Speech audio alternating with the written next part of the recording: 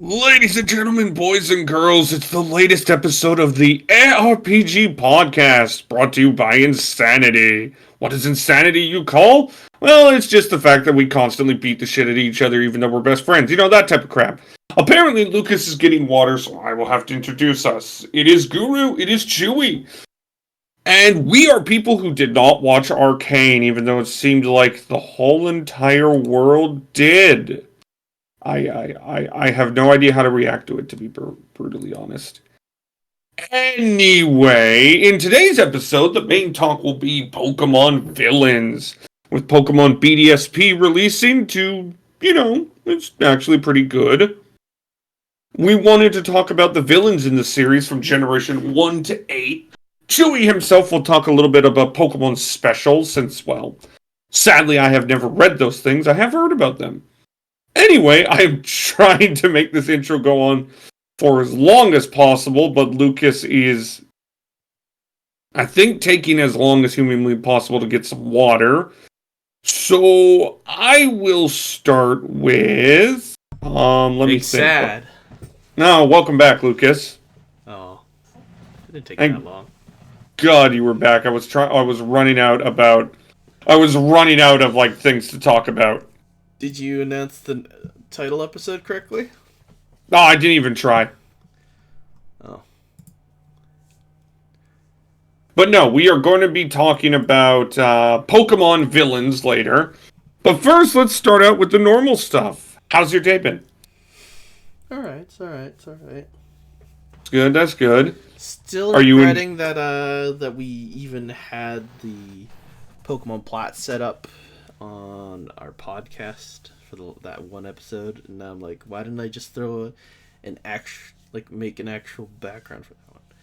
Why do we have to sit through there and wait for the full? I don't know. Yeah, whatever. Yeah, this is all. Is how it is. But I'd like to talk about just one thing about that is outside of the anime we watched. There are so many new announcements coming out. Holy crap! Oh. So if you didn't know, freaking. In the time frame since we've last recorded, we of course had Spy X Family, which was announced for 2022. That reminds me, I'm just gonna release some episodes while we talk. Spirit Chronicles continues to haunt my fucking nightmares. Yay! Tony Kawa is coming back. Alright, over the moon. And there's a couple interesting ones that I like. Made in Abyss is officially coming next year. You mean is that the second season or third season? Yeah, the second season. Yeah, the second season. Yeah, okay. It's officially coming next year.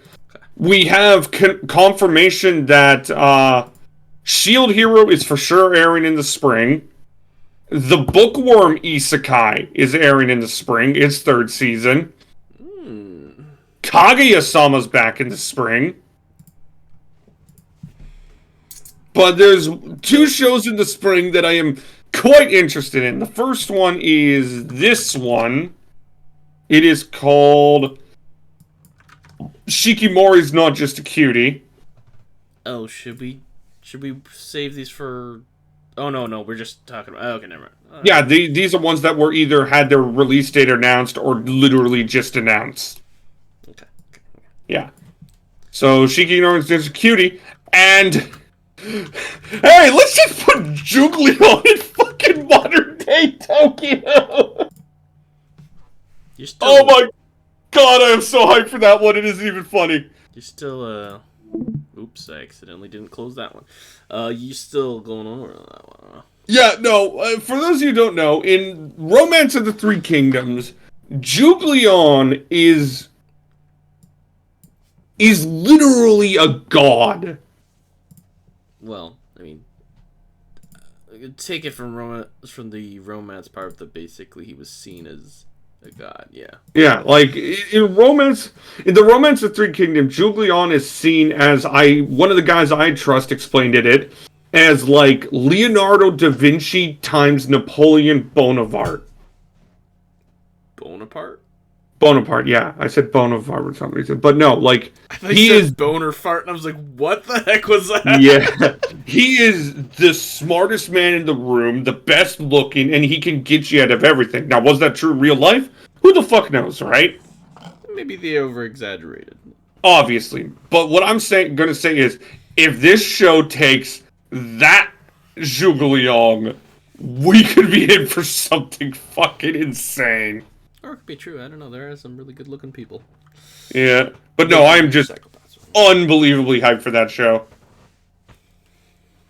It looks really good. And also, Kingdom is getting a fourth season.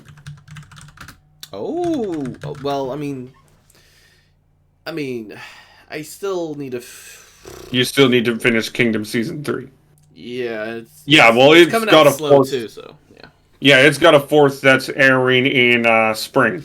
I wonder. But If other than this... that, the only other confirmation we got is that Attack on Titan begins in January. Honestly, I wonder if this is like. I wonder if the delay of like season 3 either helped or didn't help Kingdom in this case. Well, can we save that talk for a sec because it's something I'm going to bring up with 86. Oh, okay, sure. Okay. So actually, let's just get right to the talks about what we watched this week because the first one I want to talk about is 86. Okay, go for it. I want to first off start by saying the previous 2 episodes of 86 have been phenomenal. Okay. Right? Yeah. They have been some of the best emotional storytelling while being just action-packed, right? So episode 17, when they find out, when you see what... Remember how I've always said how, like, the Republic was going to be destroyed while it got fucking obliterated by the Legion in episode 17. Okay. And the pictures we see is just dramatic. Like the first moment of episode 17 is literally just orchestral sound of the Legion just destroying the Republic, right? And then episode 18, we have the start of what is essentially a suicide mission. The 86 squad is sent to defeat the Morpho, which is this giant railgun-like thing, right? That just so happens to have the brain of Federica's former knight. Just assume I'm saying yes because I'm typing the background. I don't want to Yeah. recording. Sorry. But so like the best way to describe it, and the interesting part is, I kind of like how Ernst wasn't putting up with the 86's shit. Since you start to realize that, yes, well, the 86 is right in, like, they want to return to the battlefield, and they have every right to be. To me, the 86 have been doing everything they can to reject anyone trying to help them. So they see themselves as not worthy of help, in a sense. And Ernst just kind of doesn't even put up with that shit. He literally just says, you will come home from this fucking mission. And they're like, oh man, it's a suicide mission and you know it, so don't even... He's like, no, you're going to come home. And it just kind of felt nice to see, because, as I said, while I get the 86's whole, we want to go back on the battlefield, they've refused to grow in the sense of, we can be more than just soldiers. We can still fight on the battlefield, but have it healthy like back home, right? But another reason I want to talk about the 86, and this is one where I'm going to need you to talk, so if you can stop typing. 86 has ran into production issues like you wouldn't fucking believe. Alright, yeah. So remember how you mentioned if the delay of Kingdom Season 3, right? Mm-hmm. Well, 86 has ran into an issue where, by all purposes, Aniplex is telling them to get the show out as soon as humanly possible, and they just fucking can't. Alright. So, you know, episode 17, well, episode 18 was delayed a week because of production issues. Which, yeah. Episode 19 is delayed a week because of production issues. So are we already seeing, like, the effects of Aniplex and Karakawa and all these big studios wanting to pump out all these animes per year. I Are we already seeing the effects now? This is crazy. This is. I want to say yes, but I don't think that's the case. COVID. So you think it's just COVID? I think because remember, 86 was supposed to start last fall. That is true. And it got delayed, right? So it got pushed back to the spring. And now, I don't know if they were supposed to do 2 cores from the start, too, right? I don't know about that one. So it got pushed back to the spring. That one we're going to have to look up, maybe. Right? Yeah. And I'm thinking Aniplex is just like, look, we've delayed it enough. Because a lot of people don't realize studios and production plan years ahead, right? Yes. And COVID has just fucked that all up. So, like, say you delay it. Say they decide, you know what, we can't get 86 done here. We need to push the final 5 episodes back till winter, right? That just starts another ripple effect, because then the next anime gets delayed, and the next anime gets delayed, and the next anime gets delayed, right? Yeah. Or say this gets pushed back, and it affects shows A1 having the winter. So if you just take a look, A1, they're part of a couple shows this winter, right? Mm-hmm. Yeah. So, like, it's one of those things where I just think COVID has fucked up scheduling to the point where they just cannot physically delay it that much any longer. Oh. Because it's that ripple effect, right? I mean, yeah, I guess that is plausible. Like, I'm also not going to say that Aniplex are like this, not in the wrong. I think them not starting this show in winter wasn't a good idea. They should have started this show in winter. I mean, we'll just leave that to their management. Mm-hmm. But also, we also need to talk about that Children's Playground Entertainment. They had to delay the latest episode of Faraway Paladin. Yeah. Sayate no Paladin.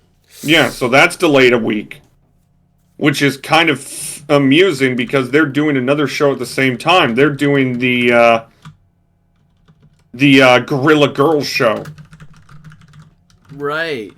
But they also have Studio Feel there with them, so Studio Feel's probably allowing them to not delay the show all the time. Yeah. But it's just interesting, and a lot of people, I just kind of wanted to set the record straight that these delays are nothing to do with A1. And honestly, the fact that 86 is still probably one of the shows of the year, while having all these production issues, right? Mm-hmm. It's fucking amazing. And it really does show just how much A1 loved this series. Yeah. Because think about it, in any other one, right? The show would have fallen apart. Yeah.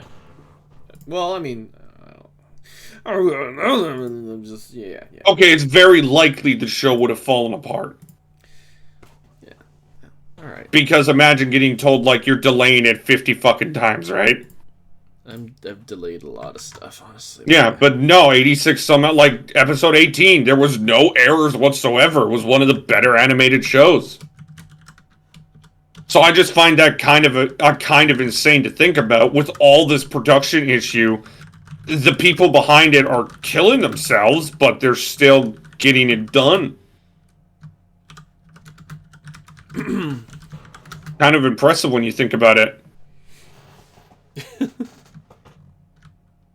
Anyway, what did you watch this week? Or do you want me to go on with another one? I mean, watched another comfy episode of Restaurant to Another World. It's so hard to talk about that show, man. I know you keep noticing it when I say it, but you know what? I'm just gonna bring it up every time, and then I'm just gonna say what they ate, and that's it. And just say It it's was comfy. good though. They ate beefsteak. They ate rare beefsteak in the form of a flower, and then One thing I will say, I did like the little attention to detail with the bite marks on the vampire girl, even though it kind of disturbed me. and then they ate more cheesecake. I feel like they're going really more into depth all these like different versions of food, basically, because basically we already talked about cheesecake in the first or second episode. I'm pretty sure. And they went to talk about more different types of cheesecake, and I'm like, oh, okay, well, you know. I mean, they've done different food every episode since season 1. Yeah, that's true. They It's also just have talked a lot of different foods in here, and then they also like bring characters from other customers, which I thought was pretty cool so far. yeah. I think that one of his biggest strengths is how the characters interact with each other. Yeah. What do you think about Gyokai Senkai? I thought that fight to like get Ghost was kind of weird. I don't know. Really? I thought like it's interesting to see now that hey, this is more becoming more Gundam in a sense because they're throwing in other main characters besides the main character, really.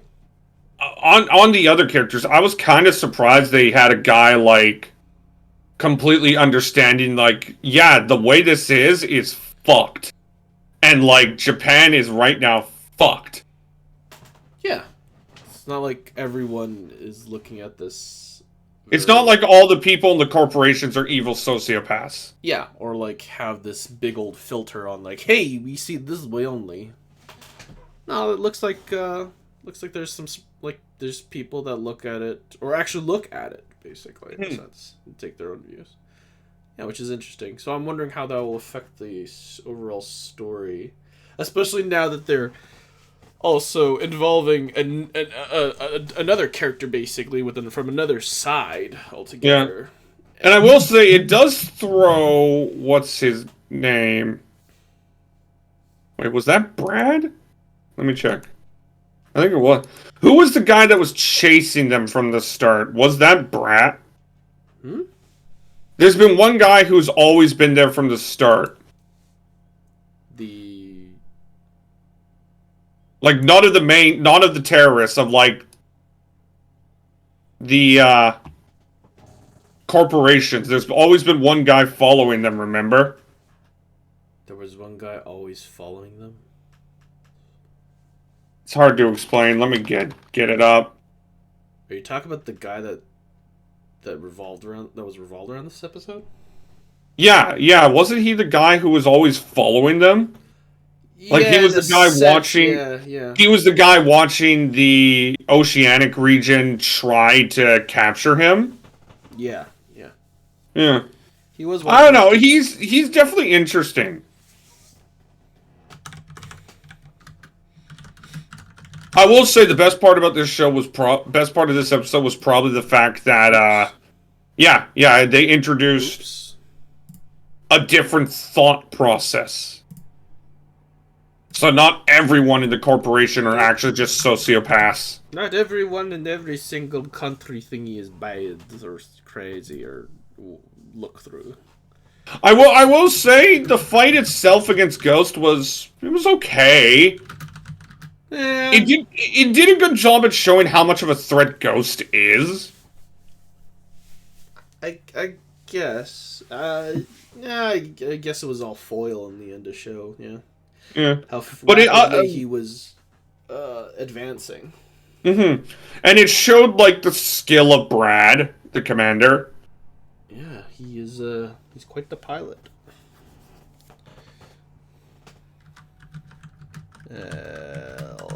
But no, yeah, I thought it was it's alrightish. I was expecting maybe a little bit more hints at Ghost altogether, but the fact that like Ghost can now hack the automated, I'm guessing it's the automated ships or it's just ships in general, it's kind of crazy. So, whoa. So, I don't know. I feel like that kind of all. I guess that kind of does progress a little bit of Ghost. I mean,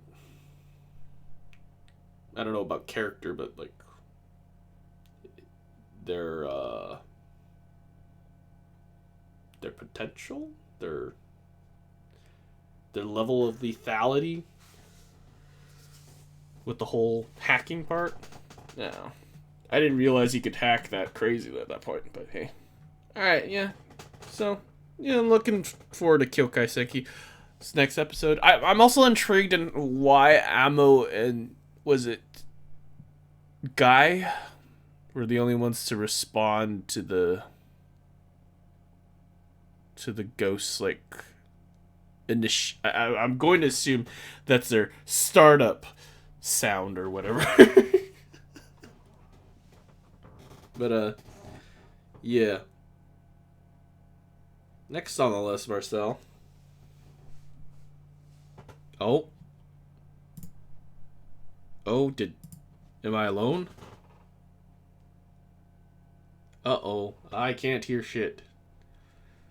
I'm wondering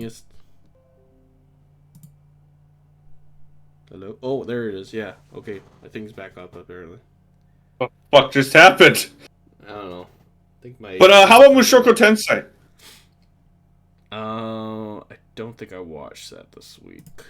I like the past two episodes have all been about like Paul reuniting with Rudy and them getting through their issues, which was really touching.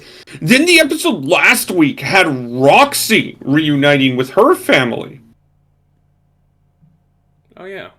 Because it turned out that Roxy, her people can communicate telepathically. Right. But Roxy can't. I remember this one. Yeah, Roxy cannot. No, yeah, that's why I made it. And of course, this leads to Roxy having incredibly low self-esteem and leaving because she looks at herself as the shame of the family. And one thing I will say, I loved how they represented Roxy's issue, right? So she would look at the kids, right? And they'll try to talk to her telepathically, but all you would see was these flashing lights and this clicking sound. Oh, right. Yeah. Okay. So then Roxy shows up at home, and she's, still looking at herself as a disgrace, right? And then her mom breaks down in front of her, and then you just see Roxy, and one of the best, animated sequences I've ever seen is her just standing there with, a stone face, and then you just see the tears start to flow. And it's kind of like, the best way to describe it is something was just cracking and breaking, right? The wall that Roxy put up just fell apart in half a second. And it was really touching to watch. So we had 3 to 4 straight episodes of emotional storytelling. Which made today's episode just fall a little flat to me. Okay. I mean... I really liked how Rudy reunited with Aisha, right? Yeah. And I like how Rudy, the reason he got put in the trap was because he did the things, but in the wrong order, right? He was supposed to find Aisha, then send the note. Instead, he sent the note, then found Aisha, right? Yeah. But it was that last little part that, it's a great story, but with how the previous 3 episodes ended on just, this satisfaction with emotional moments and just great storytelling, it just kind of felt a bit right? The story's cool, and I'm excited to see how Rudy beats the shit out of that fat little tub of lard, to be honest. But it was just oh, okay, well, we'll see you next week then, right? I think this was just a build-up episode, which is totally fine. It's clear a build-up episode. I agree 100%, right? No, it's just totally fine. Yeah, no, I'm not saying it's a bad episode, it's just, compared to the previous 3, which left me on the seat, this one was just, okay, he's found Aisha and he's trying to save Lilia and gets captured because of it. Okay. I guess I'll see you guys next week. Yeah. Which I know. Which is nothing bad. It's just I don't like. Mm-hmm. Like I think this episode felt like that just because of the previous 3 episodes. Same time next week. Let's go. Yeah. Doesn't mean I ain't looking forward to it. I think Mushoku Tensei 86 and Komi-san, along with Demon Slayer, are like show of the year candidates, in my opinion. But this episode just, it was just good. It wasn't special. It wasn't have this extraordinary moment. It was just good. Did you watch anything else? I watched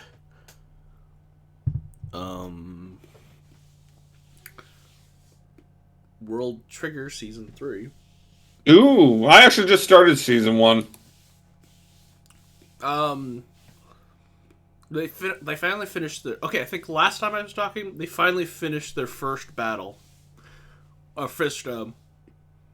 Rank war for trying to get to the top seeds of the B ranks.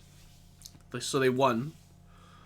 Wait. I just want to say something. As somebody who just started the series, right? Mm-hmm. The fact that you say there's still B ranks by Season 3 kind of makes me just go, what? Well, I mean, here's the thing.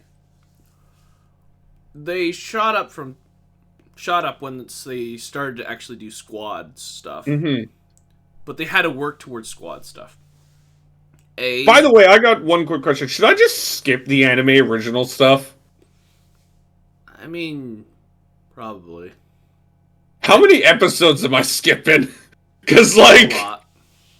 Like, World Trigger Season 1 has 73 episodes, right? I mean... And I'm on episode 9. Here's the thing. It doesn't affect the main story. So just, if you want to watch it, go for it. All the more to you. If you don't want to watch it, I don't blame you. It doesn't. Well, how much is the anime original? It's a lot. Stuff? It's like, a lot. does it start at episode 13? Okay, here. I will find you the thing real quick here. Like, I'm generally curious since you've said it's a lot. It's a fair bit of Season 1 at the end. It's kind of crazy. I need to find... Because you keep saying it's a lot, and because there's a lot of Season 1, I'm like, okay, I'm curious. How much is it? Okay, let's see.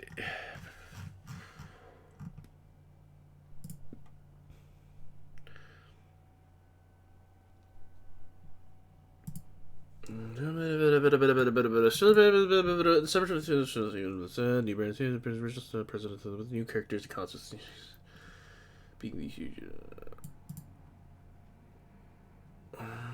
49 to 63. Okay, that isn't bad as I thought it would be with the way you were talking. It's kind of a fair bit still.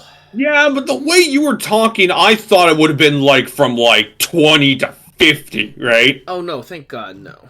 Yeah, so 49 to 63, that's just a bit under 20, so it isn't terrible. It's pretty much what Black Clover ran into. It's the pretty much the end of this. Okay, basically it felt like they didn't have anything to do, or because they had no original material to go off because they were catching up way too quickly. So they did this original where it's like they call the Fugitive arc, which again, no harm if you skip it, no harm if you watch it, doesn't matter. Yeah, that's kind of like what Black Clover ran into. Since Black Clover was catching up to the manga too quickly, right? Before it ended. And then they had like 10 episodes afterwards.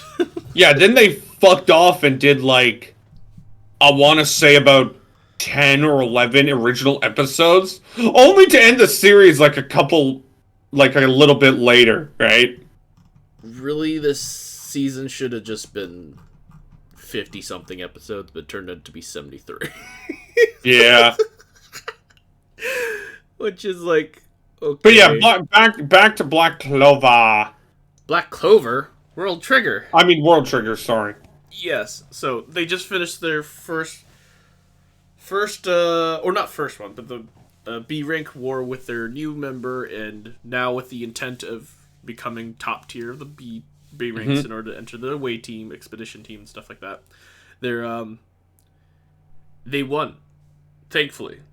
Oh, And, nice. I mean, Mukumo's having this feeling this entire time that something was up, but his leading with the fourth member was kind of meh at times, and Hughes was a little bit more I'm going to do what's best for me and for the team, and I may not listen to your orders and stuff if it's not practical or whatever, or if I don't deem it necessary, etc., etc. It's just a little bit of chemistry there. It needs to be definitely worked for sure, but in the end, Hughes still showed off how good he was, which is incredible. He fought with attackers that were in the top tiers of their solo rank wars, and just showed off his overall being the role of the second ace of Tamakoma 2. And Chika, when she tried to destroy the mall with her meteor, just killed somebody killed somebody, Treon wise, by accident, and they're wow, that was almost a nuclear blast there, my dude. Took out more than almost half the mall at that point. Here's a fun fact. An English dub for episodes 49 to 63 was not produced. Yeah. I wonder why. It doesn't matter. It's kind of funny. But yeah, so they won. There was some interesting ending parts there with the last team being able to get one more point because they actually got Hughes, which is really cool actually. The way they did it, but they couldn't really do anything else afterwards because they were we're probably gonna lose because they've already grouped up their main ace and the sniper Chica is grouped up, so then they just bailed out. So the team won with survival points in the end. It's a 6-2-2 or something, 6-2-2-2 or something, or 6-2-2-1. Not sure. So then it bumps them up, and then they're okay, awesome. Osamu has still a bad feeling this entire time. Not sure if it's because, people were pitching ideas to why he was feeling that way. They're because your new member is already such a big role. You felt you're probably feeling that you probably want to be more useful because you actually did nothing that fight. And he was the first one to bail out on his side, and he really didn't do much. And he's just no, that's not what I'm feeling, I don't think. I don't think so. Turns out, he was actually more worried about Hughes in general, because he did so well in the, his first debut, basically, on a B-rank team, with the top rank attackers and anything, and actually getting points from them. There were rumors flying around about him, right? And one of those rumors was just he's a neighbor. I saw him at the last neighbor invasion, the last time neighbors had invaded Mirrodin or Earth or whatever, and they had repelled the attack and stuff. One of the recruits was I saw him during the invasion. He was a neighbor. He attacked with the neighbors and stuff. Hughes is a neighbor. So then that got really out of hand. And then Osamu's just that's why I was feeling really, really... I had this bad feeling because he excelled so well, but we don't have an explanation as to why, and now people are thinking of these things, and they... there's people with intuition and stuff like that, or if they start digging up, they could literally just be it is true, he is the neighbor and stuff like that, and et cetera, et cetera. Could blow his cover, because the part of the deal was, in order for him to have Hughes part of the crew was not only because the Chica going to be on the expedition crew no matter what, was that he had to keep the fact that Hughes was a neighbor under wraps the entire time. And they did that by hiding his horns with like with a trigger and stuff. But like, yeah, now even the border themselves are like, he's a neighbor and stuff like that, just flying around. So then they counteracted it with their own rumor and stuff like that. Like he ran out to the PR director and they talked about what to do, and then the PR director's just like, yeah, we'll just counteract with another rumor. We'll try our best with that one, but we have to get our story straight, etc., etc., etc. It's like, oh, okay. And then at the very end, they also, close to the end of the episode, they got revealed their final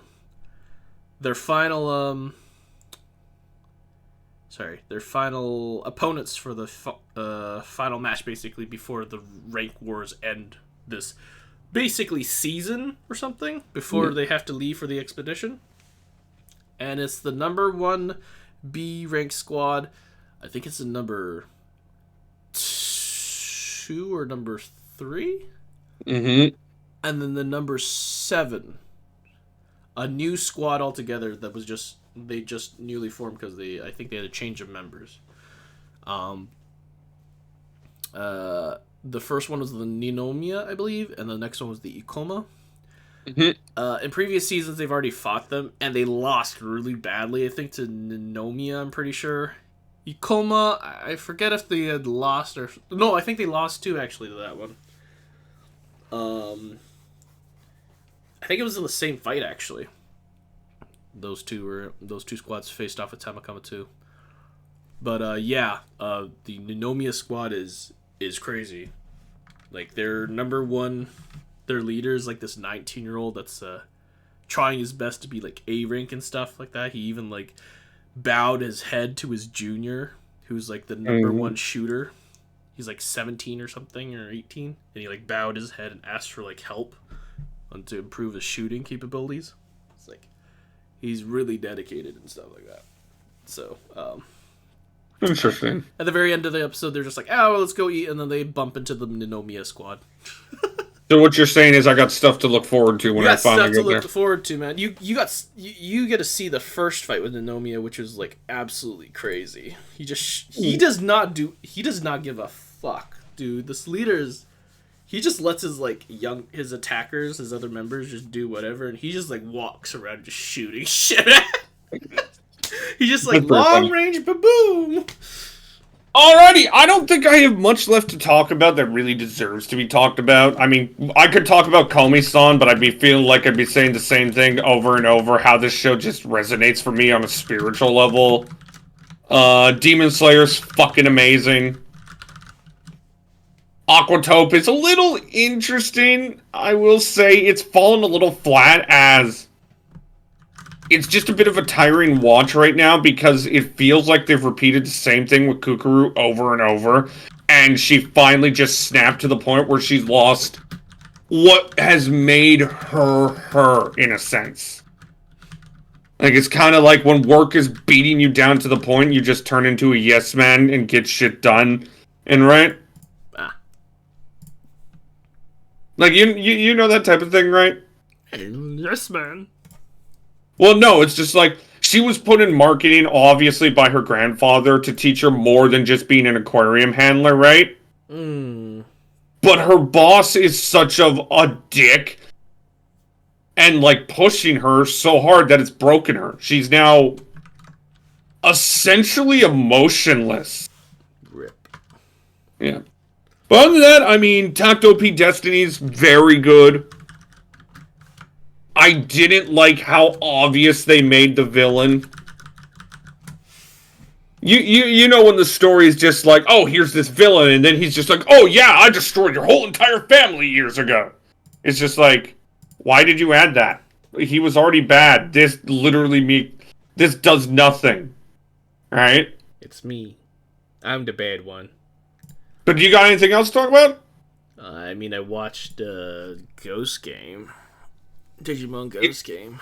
Is it still good, or is it falling apart like the shit Digimon is? I don't know. Okay, so this entire... I've had this thing with, like, Toei lately that sometimes it feels like they're a little I mean, no, for sure. They are a little lazy at times. You could tell, for sure, when it comes to animation and even sometimes a little bit of the art. I mean, think about how many shows they're doing, right? Like Yeah. And World Trigger, Ghost Game. I think Digimon Ghost Game has a little bit of some. I think they're still doing they're still doing Dragon Quest as well. That's funny. But no, yeah, I mean, it's not. And let's not forget One Piece. That's true. I don't think like their stuff is bad per se in this one in the Ghost Game, but I've noticed over the episodes that for sure the quality of the animation is definitely lacking in the regular. Wait. Isn't Toei also doing Kyoka Senkai, or is that something else? I thought that was Sunrise Beyond. Sunrise, yeah, well, sorry. I get them mixed up sometimes. Sunrise Beyond, you forget it's their own studio. You forget. Anyways. But yeah, the animation is like falling apart. No, it's not falling apart. I just noticed that as I go back and I look at it, I've noticed that this entire series definitely has a little tiny bit of a lacking to their animation. I don't know what it is, honestly. I can't really put my finger on it. It feels like maybe they're just lacking in some frames sometimes, but when they when it gets to the evolution scenes and stuff like that, well, they only had one evolution. Yeah. Digi-evolution so far. Okay. And that's the main guy and Gamamon. And when they do that, that is crisp. That is like, I look at you too. Bam, I'm gonna turn into this super crazy other monster thing. Bam, wha-bam, it's like, okay, cool. And the music's rocking. But, yeah. Everything else is just, it's just kind of average. Maybe I could even do it if I maybe animated or learned how to animate. Or maybe after like a couple years of animation. Several years, maybe. I don't know. I'm just saying maybe like, not like beginner animators, but like maybe young animators and stuff that had a little bit of experience doing this. But I don't know. Maybe they're passing it off to a younger crew or something. I don't know. Anyways, this latest episode, I think there was two actually. One that was like about there was a sightings of like Digimon at like a karaoke bar that's like trying to sing to people and always sing this one song to them, and then like it gets really high, it gets really deep, and then it gets going like screechy and crazy, and then it's like they start like losing their minds from like how badly sung it is and stuff. Turns out it's Sirenmon trying to like just sing to people, and the main character can't sing at all for the love of him. I don't know, for the life of him or whatever, and he uses that to like explain that singing is like you sing from the heart in a sense, his soul. And in order for Sirenmon to really sing from the soul, she really needs to sing well enough that she doesn't hurt people, and consider other people's feelings a little bit in the sense. Maybe. It was interesting. Next episode, though, okay, this is interesting, is that we finally see another evolution, another Digivolution. Thing is, it's still Gamamon, but it's a different evolution. Like I don't. This is the part where I start to have question marks, because it's not like he jumped evolutions, and it's not like there was like a shift evolution or like or whatever, an item that caused this. He just changed form. First there was Gamamon, then there was like Battle Gamamon or something. And then now it's like Vargas Gamamon. Let me look this up if it's right. Fuck. I think I'm wrong. Oh, I think I'm wrong. Sorry. First one is called Battle Gamamon. Mm-hmm. And it turns red, and he's like bipedal, and he throws like fireballs from his hands and stuff. This one that comes out next is called Chaos Gamamon. And think of it like a gliding squirrel meets a dragon and jetpack kind of thing. Or like jet like wings and stuff, lizard thing. That is this, and it's blue. And it's still a champion form, though. I don't understand how this works, and I'm not sure. I'm not sure how Gamamon works at all, man. And apparently, this isn't like the last. These aren't the last. These aren't the last forms of it at all. Apparently, he's got like 2 more in champion form, and I'm still going like, what the hell is this? What is this? What is this? Yeah. And the whole story was some guys releasing birds or something with the help of a bird I almost said bird Pokemon. Bird Digimon called Yadagrasumon or something. Nagaratsu. That just reminds me of what Sana calls her quote-unquote god. It reminds me of Kyokai Senki because they're called Yadagarasu as well. But the thing is, this is really, really weird. This one scene where the guy, the perpetrator, and Yadagrasumon with his random birds on the physical plane head over to, I think it's like the aviary or something, where like there's like raptors and stuff that are in captivity and stuff like that. Mm-hmm. For like, it's like a zoo pretty much for birds. And people to watch birds, basically. Once he starts going over there, it's like this scene reminds me so much of this other show on Netflix. I don't know what it's called now. Oh, I thought it was a Netflix show. I might be wrong.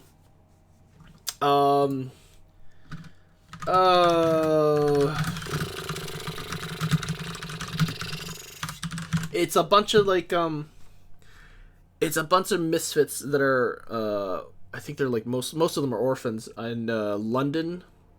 Sure, I don't watch Netflix. Well, I'm just trying to explain in general here. It's to you and to the viewers. It's a show where a bunch of orphans that live on the streets of Victorian London work for basically Dr. Watson and Sherlock Holmes, where they solve mysteries, but they're of the paranormal, of the supernatural and stuff like that. Oh, I found it. It's called The Irregulars. And then they're also have the help of I think it's Prince Leopold, who's an actual historical figure. And yeah, this scene where the guy's walking up to the aviary and there's like the kids there to stop him with the Digimon reminds me of this freaking show, because it's almost the same thing, but the kids are going into the aviary this time to investigate it, and it's the guy like or somebody at the very top with a bunch of birds. it's just like this is way too similar to be like a coincidence, right? Because it's literally just roles reversed. It's just the same thing, though. That's an aviary. There's crows. It's a mysterious figure, and kids or teenagers or something. What? Am I going nuts here? Am I going nuts? Did somebody just watch The Irregulars and just decide to put this into Digimon? Hello? Help?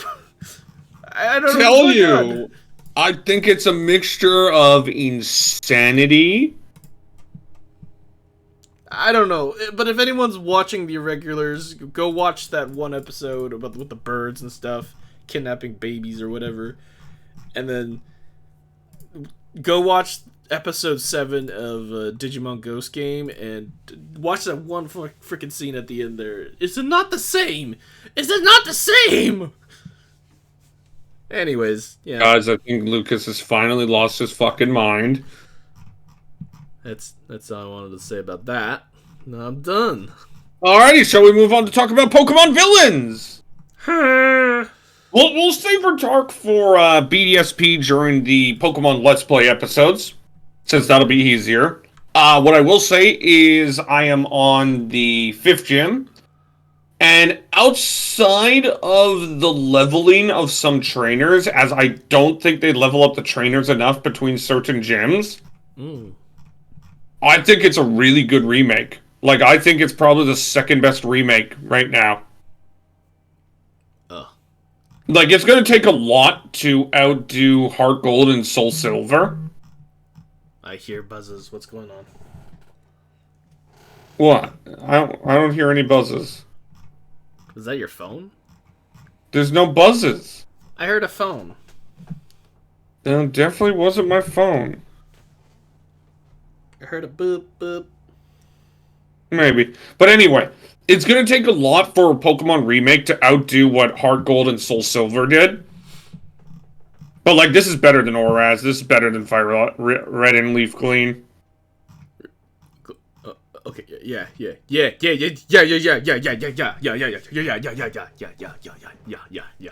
Are you okay?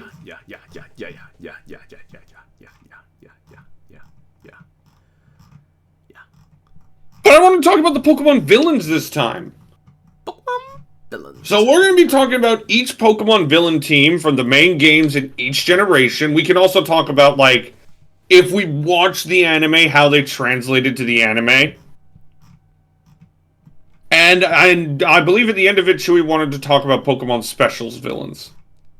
Fucking amazing, by the way. Okay, but let's start with the OGs. Let's start with the ones that started them all. Let's start with Team Rocket. Team Rocket. So, we're talking about Team Rocket while Giovanni was still around, or we're talking about Team Rocket with... Well, what we're talking about the villain teams from, like, we'll talk about Giovanni first, so the villains from Generation 1, and then we'll talk about how they translated in Generation 2 when it was the executives that were holding them. Okay. Because let's be real, in Generation 1, they were kind of... I don't want to be too hard, but they were kind of a joke.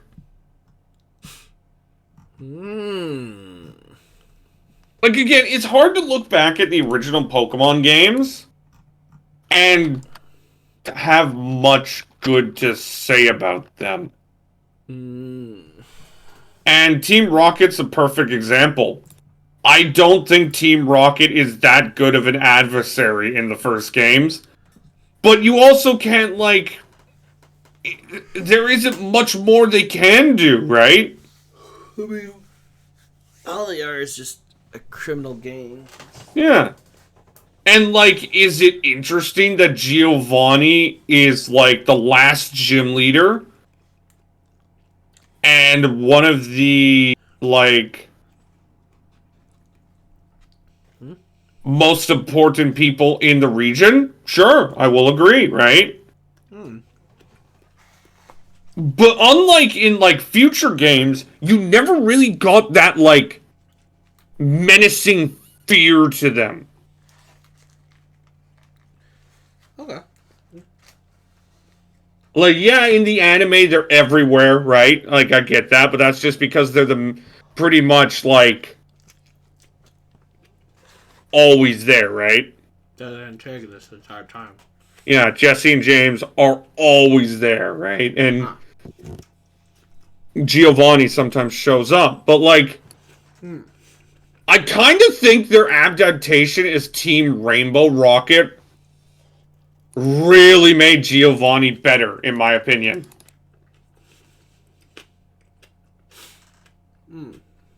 Like, for that one-time thing, it genuinely felt like Giovanni had the power to end the world. See? Yeah. Really? In the games? Yeah. I don't remember this at all.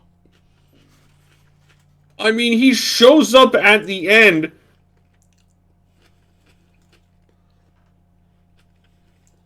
Literally takes over the Aether Plaza, right?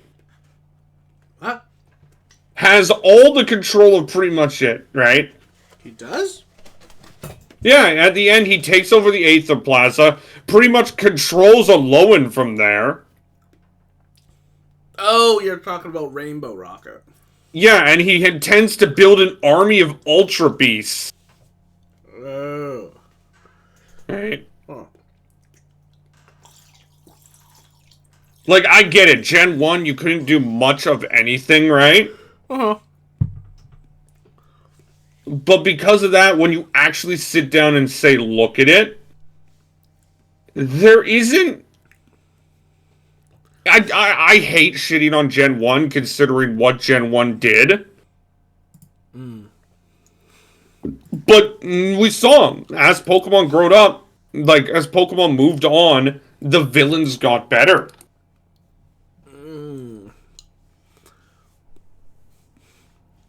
Do you got anything to say? I mean, I don't really... Meh. Nothing? Honestly, when it comes to, like, extra episodes, I kind of take it with, like, okay, sure, maybe, sure. Kind of. True. Because they don't... Here's the thing. As much as Pokemon tries to tie every single region together, I just don't feel it. I really don't. That is fair.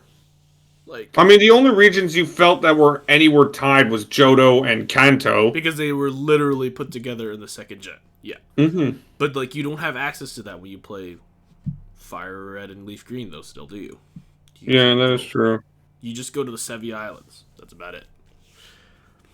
And, yeah. Like, there's...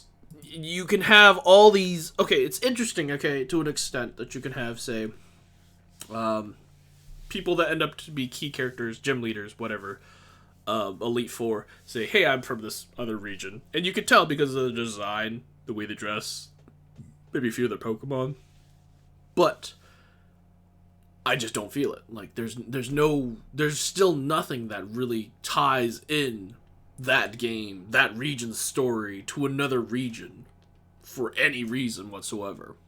That is true. That is true. I think that's the main thing with Pokemon games nowadays, is that they try too hard to connect too many things in order to, A, get that connection, that feeling. So, like, hey, you like this game? We're going to have this character in here. Okay, then let me ask you this. What would it have been much better connected if it was just Giovanni and not Giovanni and the other villains? No. I don't think so. I don't think there would have been any difference, really. I think there would have been, because I think it would have made it more of, like, a realistic threat. No, because it still doesn't make sense. Why, though? Because I think it could logically make sense that Giovanni and Team Rocket could show up in another region.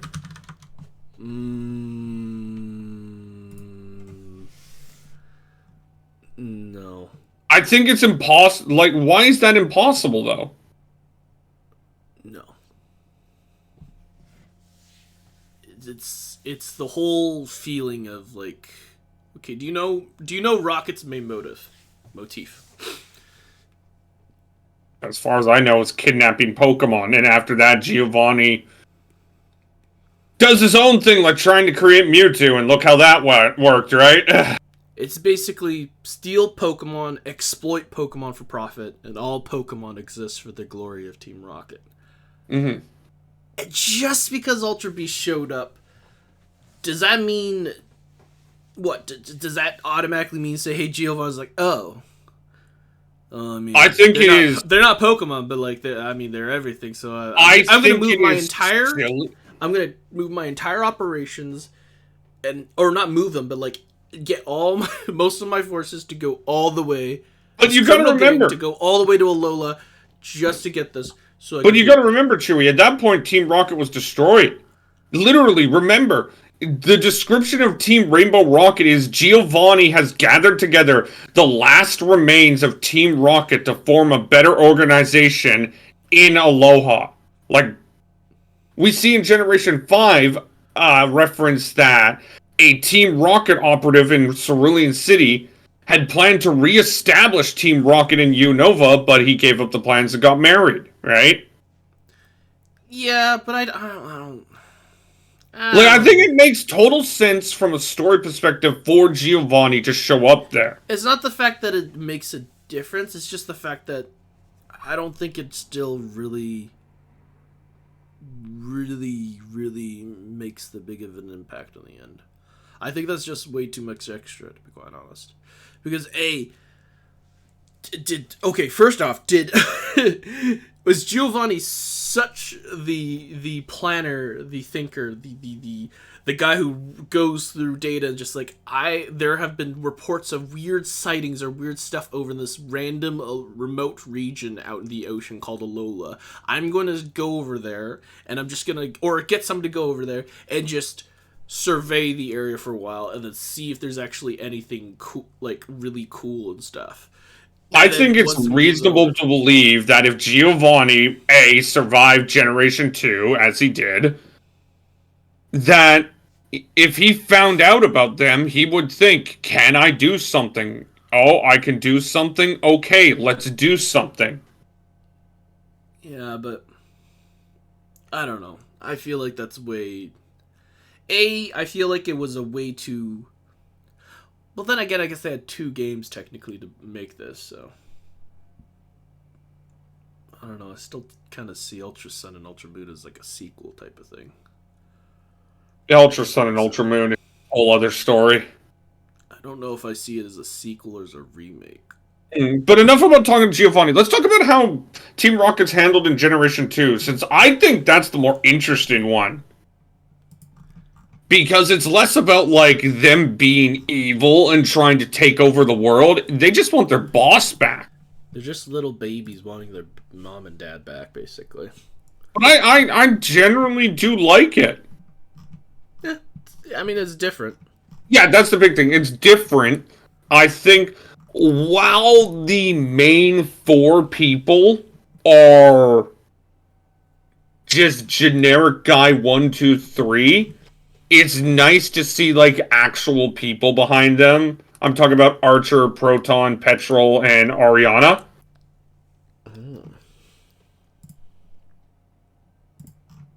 I also like how apparently you fight all those guys in, Let's Go. You know what's interesting, though? So, they changed... Was it Petrol, or was it? I don't remember who it was, but...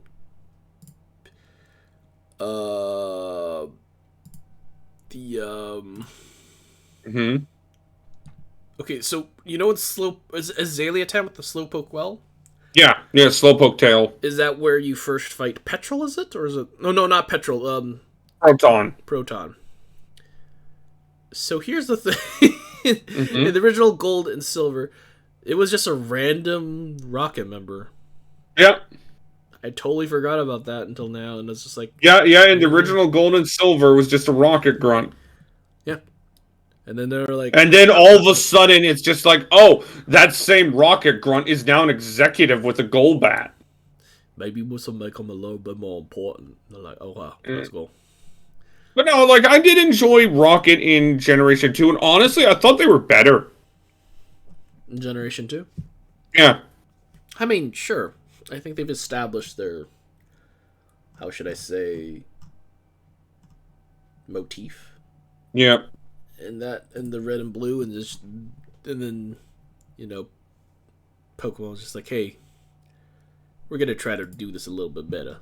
So yeah, and honestly, I thought it was them trying to find their boss was a different way on it that made it quite interesting. You also have to remember you only have like 5 encounters with Pokemon with Team Rocket, and they didn't have any executives or notable characters or executives besides Giovanni. That was just it. Literally, I think Archer was in Okay, you first one? say Archer, but like they did not like. Okay, no, he wasn't named in the first one. I thought he was. They don't name him. No, People get. I thought he was named. Apparently, you can fight all the Pokemon executives in the post game of Fire Red and Leaf Green. Oh, Yeah. interesting. Yeah. But, I guess we could just mention how we think they're used in the anime. They're mostly comic relief. I mean, until you get what is it, Butch and Cassidy? We're playing on words for the Butch Cassidy. Butch, get rid of the. There was one time where they tried to make, Team Rocket fucking serious, and it failed miserably. Generation, 5. You know, when the Pokemon anime fell apart. Yeah, they tried to make Team Rocket this serious organization with fucking, Jesse and James being, like, super duper serious, and it just did not work.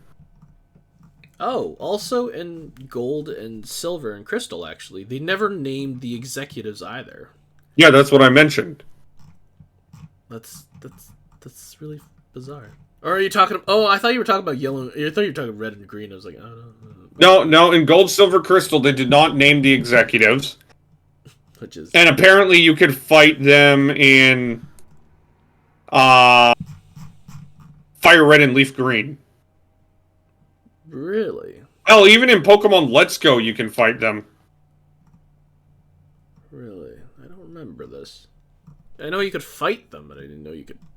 Yeah, and Let's Go. Here, I'll just show you the video right here that I'm watching. You don't have to watch it, but... No, you can. It says here the Fire Red, Leaf Green, the last people you fight are this random scientist in a single battle.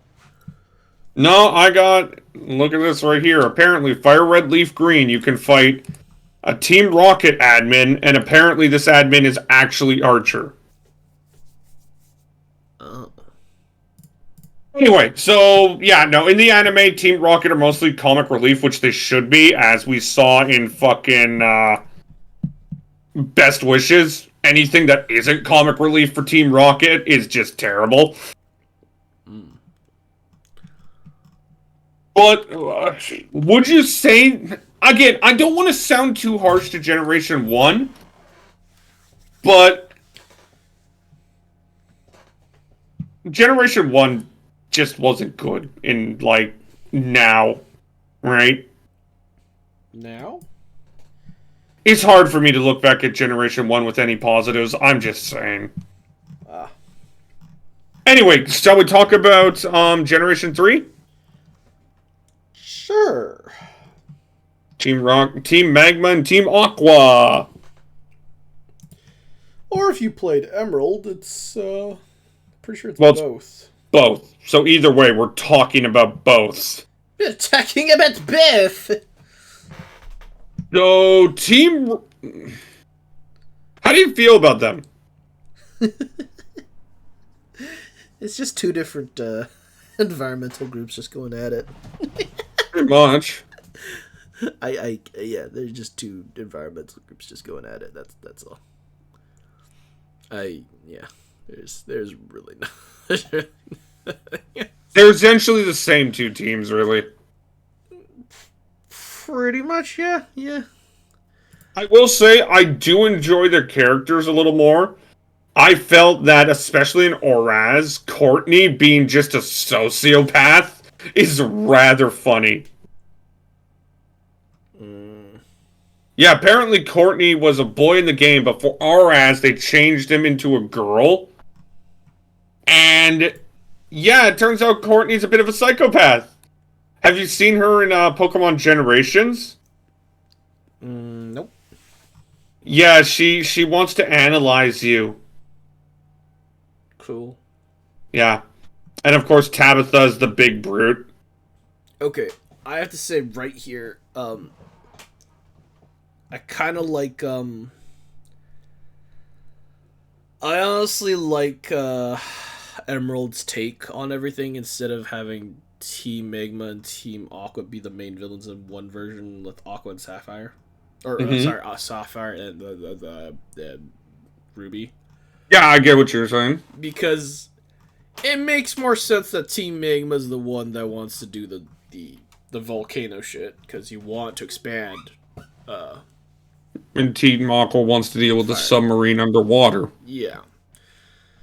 And, like, they take turns of being the just annoying little pests. It makes more sense than, oh, Team Aqua's trying to put the volcano up. Team Magma is gonna here to help you out. It's like, oh, okay, cool. Doesn't make sense, but okay, yes, sure, we'll do that. And Oraz, and it's just like, I don't get it. Are they like in parallel dimensions? And they're like, I'm here to stop my other counterpart, Maxie, and I'm here to stop my other counterpart, Archie. Cause yeah. Don't talk about Oraz. I really don't like Oraz on hindsight. I do this because I know what's gonna happen or I've been in this situation before, and the way they're doing these things, it's bad. It's bad for them. It's bad. I will say, Maxie and Archie are fucking hilarious. I mean, Archie just turned into like Bara bait at this point, so have fun with that Rule 34 artist. Just, you know. Like, I love how Maxie talks. He's like, I'm Maxie from Team Magma. Okay. But, like, basically, you're either beating up the nerds or you're beating up the jocks. That's pretty much it. yeah, you can see, like, just look at Matt from Team Aqua. He's got, like, muscles upon muscles upon muscles. Yeah. I love how again, Bara bait. You guys have fun there, Rule 34 artists. You guys are having I fun. love how in Emerald, Sapphire, and Ruby, Team Aqua are portrayed as, like, pirates, with Matt having, like, the giant bandana. He's standing there with, like, the vest on, showing his bare chest, right? And Shelly, she's got the bandana, the red pirate hair you'd expect, right? But when it got changed, they changed Shelly into this black woman who's just, like, pretty much the eventual design of Nessa. And then Matt looks like a fucking just bodybuilder. Which is fine. Look, and I genuinely believe the designs for Matt and Shelly got worse in the game, rather than, say, fucking Tabitha and Courtney, who, like, at least continued to represent their old image. Yeah, but I think this is also kind of, they were trying to be more, how should I say? I want to say more. There's Matt and Shelly from Oraz. Maybe accepting or something? I don't know. Maybe more accepting. Like, I get that, but, like, look at Matt and Shelly from Oraz, right? I've seen them before. I know. And then look at them from fucking the original. I know. Like, I get it. You maybe want to be more accepting, but, like, this is so drastically different. Maybe they just want to do something different. You know what? Kudos for them for trying something different. I don't mind it. Marcel, you can have the worst time of your life at this point. I mean, I don't mind it either. I just find it kind of... Well, then why bring it up then if you don't mind it? That's the thing. Well, I'm bringing it up because I find it interesting just how, like, Courtney and Tabitha are pretty much as close to their... Wait, are they? I thought Courtney was the most that was closest. I don't know about Tabitha. Tabitha's similar. I mean, they gave him a unique design, right? Similar. I'm going to look at that. I mean, the idea of... No. They are not the same. What the fuck? No, Marcel, they are not. Courtney's pretty much identical. Courtney's pretty close, but Tabitha is not.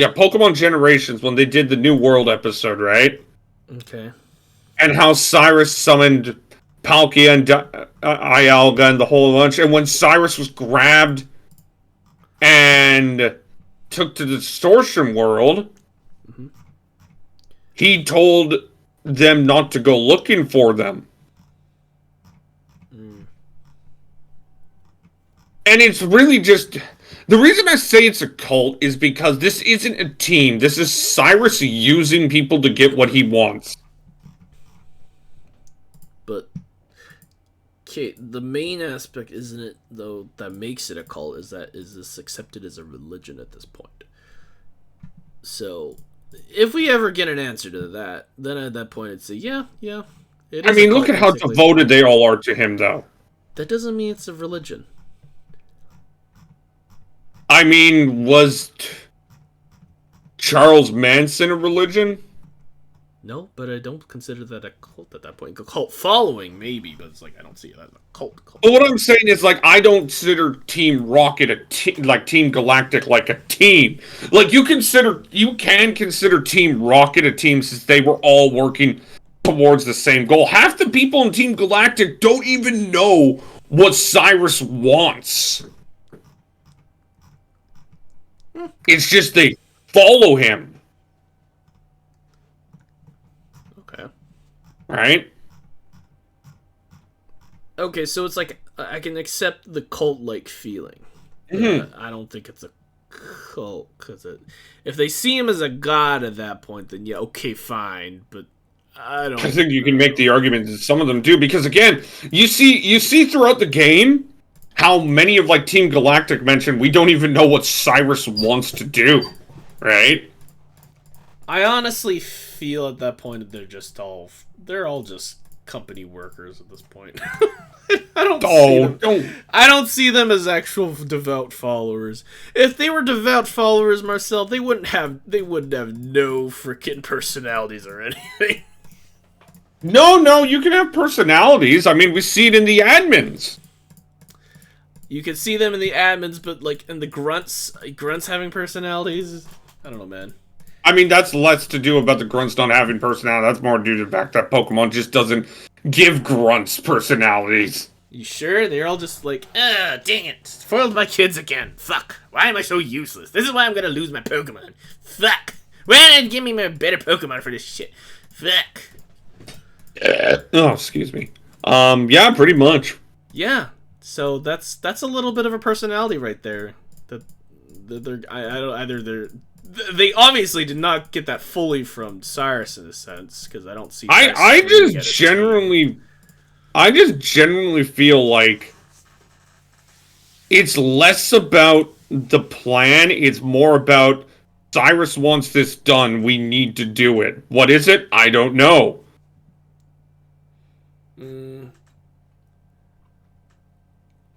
I can see where you're coming from here, but I don't think Pokemon does a good way of delivering it fully. I can see the executives for sure. Like that may be true. The executives, I think, for sure see that for whatever purposes.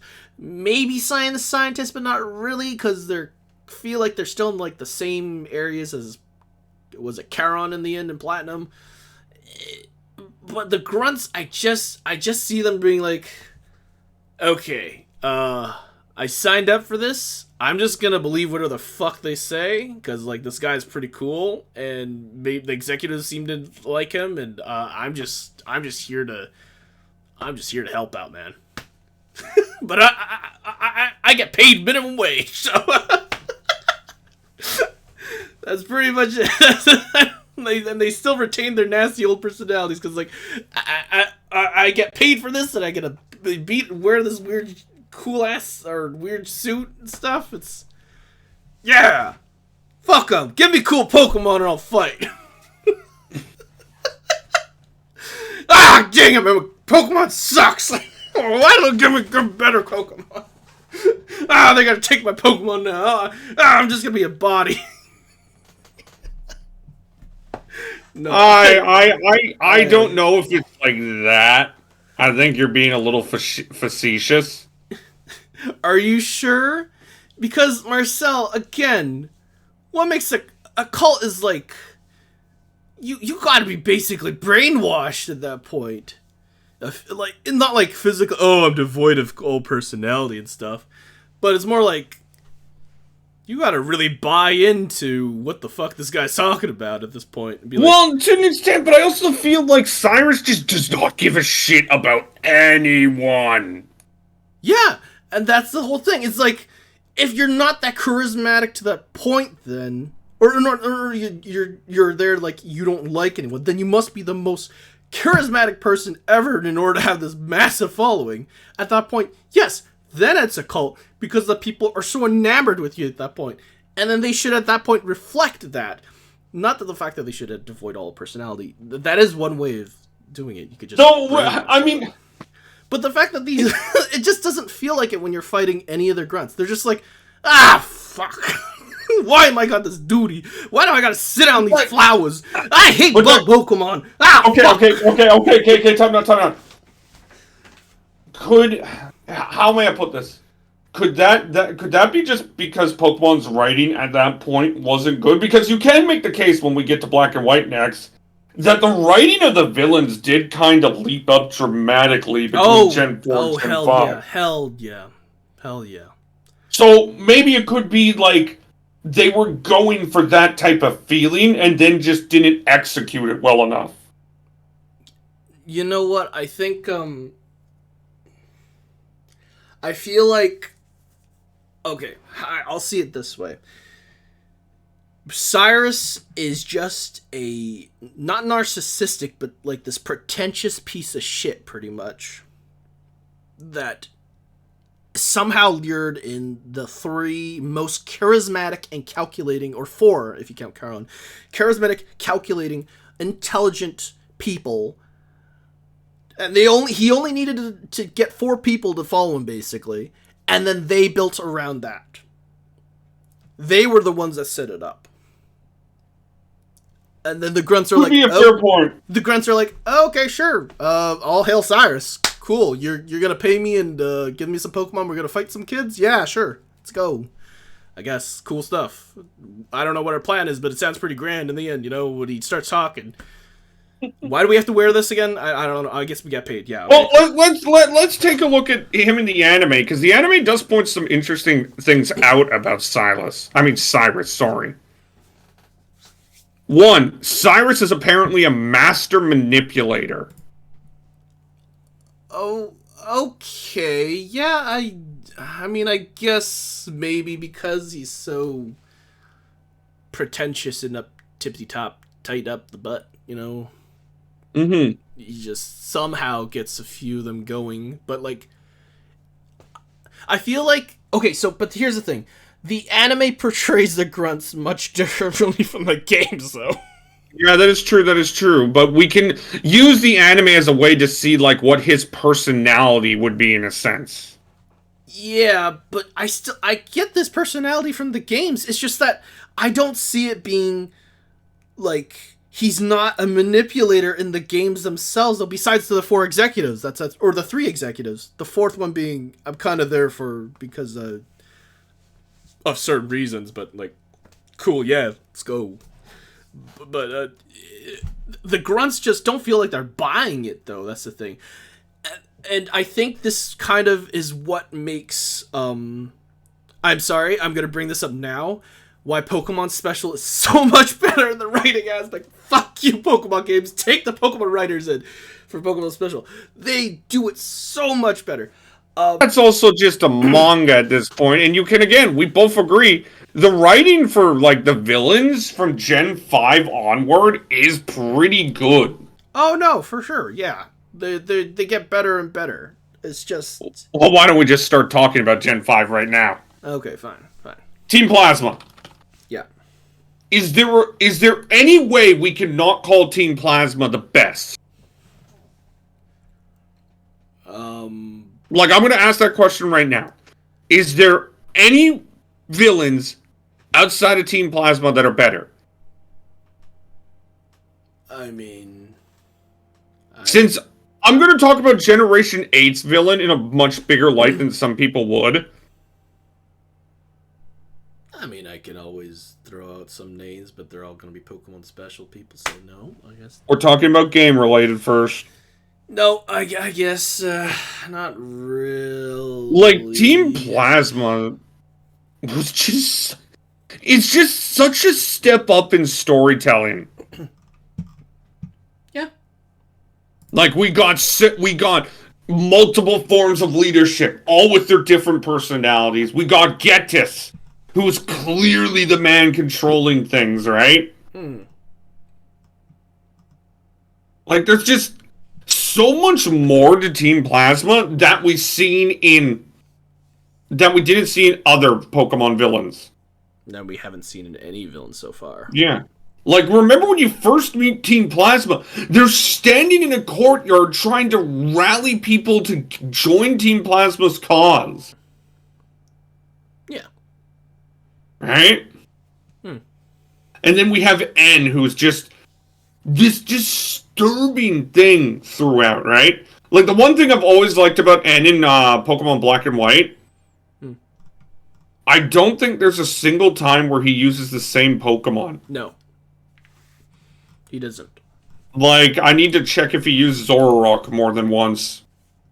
I don't think he did. No, he doesn't. But yeah, it looks like, he uses different Pokemon all the time. Well, I mean, he used the evolution of Kling, or the Kling. Yeah, he uses Kling more than once, but other than that, I mean... No, like, he had Clink, and then he had Kling, so it's like the same evolution, but not the same Pokemon, I guess you could say. But yeah, he used Clink in his 4th battle, and his 5th battle he uses Kling. Yeah. But other than that, I mean... It's always different Pokemon. It is. And I think that really did a good job at, like, emphasizing just how fucked in the head N was. Well, less about fucked, more about misguided, and how he definitely actually embraced Team Plasma's sort of... Well, Getis pretty much brainwashed him. Yeah, which is why he's misguided. The whole reason why he has different Pokemon, right, is just because he's not actually catching them, per se. He's actually just borrowing them from the local regions and then fighting them. Or he's catching them and then releasing them the next time. I like to think that because they follow it so much that he's not really catching them, but sure, yeah, we can go with that too. I think Pokemon Special does it better, again, but, whatever. Oh my god. But, like, this is where you really saw the villains actually just feel better in general, really. The villains feel better in general, sorry? Oh, no, they feel... Oh, yeah. Like, Cyrus was a good villain, but everything around him wasn't up to Cyrus. Here, it felt like Getis and N were great villains, and Team Plasma themselves did a really good job at supporting that. Yeah, because they were actually very fierce about... Yeah, they were fierce about what Getis and N wanted. They were devoted to everything. And then we get Corliss. Colress, yeah. He is an interesting juxtaposition. Okay. Because Corliss... Colress, yeah. does not feel like he should be there. Right? Because he's just he's researching Pokemon and stuff. It feels like he is only leading Team Neoplasma because that's just the best way for him to do what he wants to do.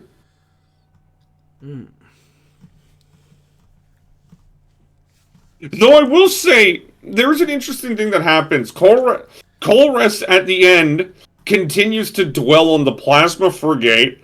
However, he and the other Team Plasma members decide to put an end to their ambitions. Okay. I never felt like Colress was ambitious in the sense of, like... It's weird. Like, I liked him, but he never felt like he was an antagonist. He was just, I'm the leader of Team Plasma for now until Getis wakes up. Yeah. Okay, yeah, that's fair. And I think we see this when he appears in Sun and Moon.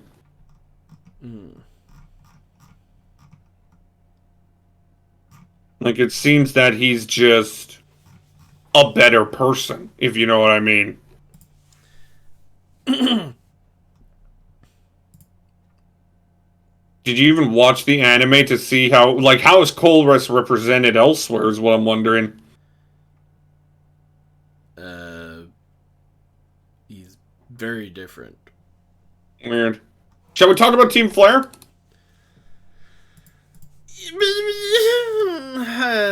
Yeah, sure, yeah. Honestly, when you start talking about good writing, I don't know if Jen... I don't know, honestly. The idea of Team Flare's purpose, I like. I just think everyone except for Lysander is so bland. Like, Lysander, I enjoy as a villain. He's pretty much a guy who doesn't want to see the world go to hell, in a sense. So he wants to return the planet to its beautiful state. He doesn't want to see a world get destroyed, right? He goes mad with the thought of basically it being... He's worried that, like, the world's fucked and he doesn't want to see it get to that. So he's like, alright, let's hit the reset, right? My issue is that everyone else in Team Flare is so bad. Yeah, it's interesting that this is the first time that the executives are just like copy-paste type of models. Yeah, they mentioned Team Flare has admins. I'm like, okay, what's their personality? What's their thing? Like, the only personality you get is from, who the hell is she? The apparent Team Flare member that was an Elite Four member. Malva. Yeah. And yet you never see her fight for Team Flare once. No. I mean, there's the 5 scientists, but, you know, they're still... I don't know, I got a little bit, but not a ton from them, honestly. They were just, like, a little more... Like, Zero Sick. The big fat guy. Yeah, he was the only male out of the top. He was the only one that actually felt like he had a personality. Yeah. But, like, if you want to ask me, I think Lysander's a good villain. I think Team Flare's story is good. I just think everything else around it is just atrocious. Yeah, I think his whole idea of why he is a villain is like... Yeah. It essentially takes a cue from real world ideas with like how the world's fucked.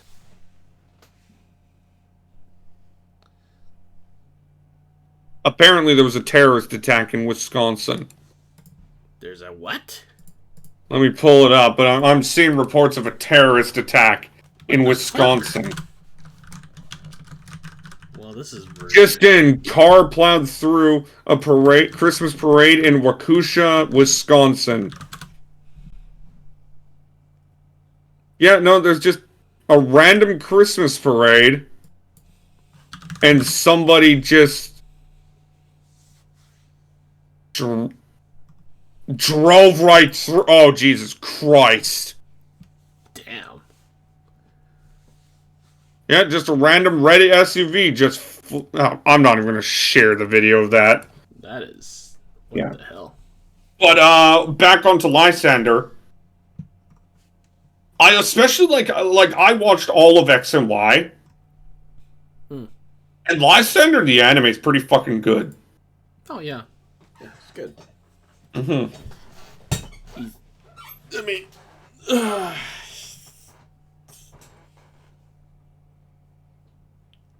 You were going to say something that just kind of died out.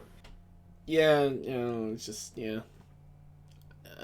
But I still think he's...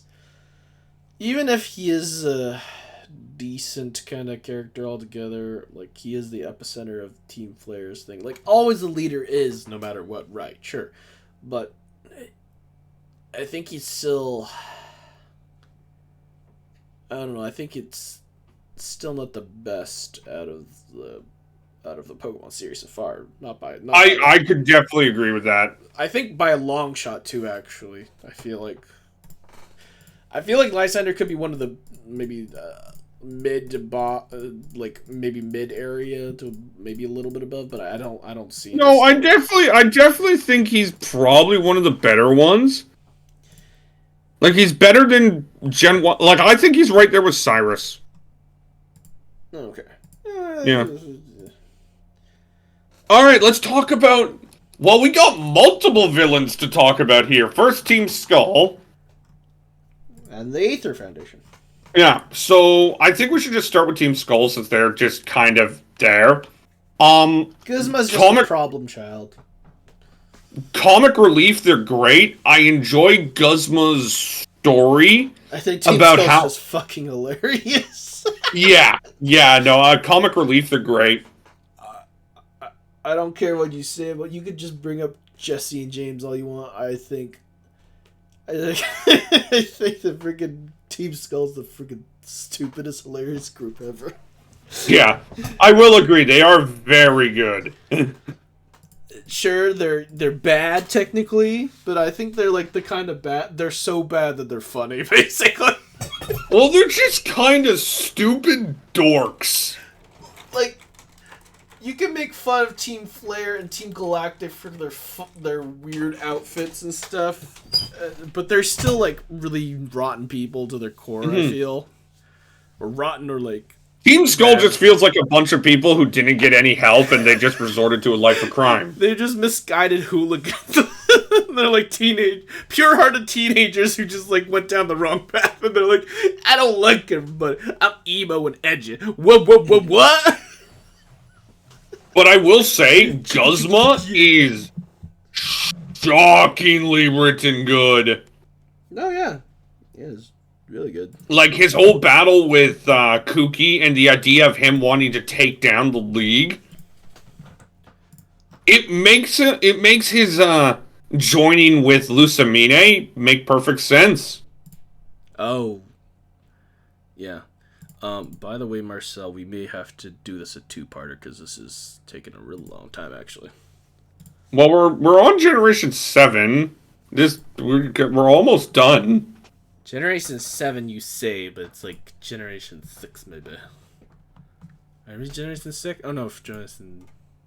And Generation 8 shouldn't take that long, since there really wasn't a villain group. Oh, I mean... Don't worry, and then you can talk about Special for however long you want. No, I'm not gonna do that, so we can always do this two-parter, so... I mean, we can talk about Special later if we do another Pokemon-centric episode. Nah, let's just make this a two-parter, because this is, yeah. There isn't much left to do. Chewy, you say what's making a two-parter. We don't have much left to talk about after Generation 7. Plumeria, Lusamine, Faba, and... Oh, you want to stop right in the middle right here? Zinnia, Swordward, Shieldbert, Director Rose. Yes, there's still a fair bit. You want to stop right in the middle right here when we just started Gen 7. Because it's already like it's almost 2 hours, man. Did we start recording this at 3? It's 1 hour 45 minutes, pretty much. Okay, so that is about average what we do. Alrighty, well, let's just finish off with Guzma then. What I will say about Guzma is... No, let's save it. Okay. Team Skull is hilarious so far. Guzma's we'll talk about later. Wild Boy later. Yeah, wow. Yeah, we'll talk about Guzma next week. Team Skull out. Yo. What's up? I'm gonna go out and my homies. This has been EHRPG podcast episode something. 39? We'll see you next week. 40? Yo, what's up? Air horn. Bye.